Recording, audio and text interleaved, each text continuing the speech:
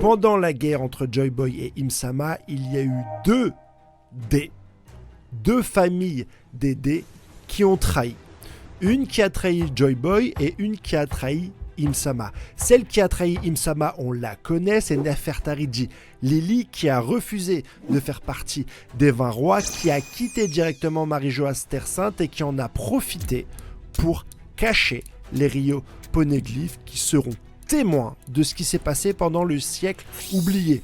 Et on sait, avec la surprise d'Im-sama, quand Cobra a donné le nom intégral de Lily Tsuat Nefertari Lily, que Im-sama ne savait pas que Lily était une dé. Donc, les dés sont les ennemis d'Im-sama, puisque Nefertari Lily a caché cette lettre de son nom de famille à Im-sama. D'où sa surprise. Donc, si la lignée de Xebec, malgré le dé, se retrouve dans une rêverie, c'est que à un moment donné, ses ennemis d'Im-sama, les dés, ont bien trahi pour pouvoir aller de l'autre côté.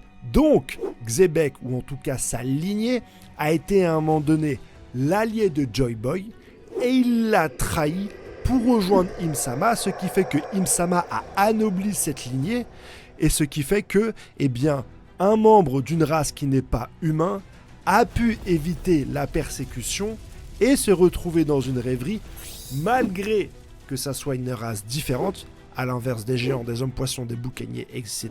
Et surtout, malgré qu'il ait un dé dans son nom de famille.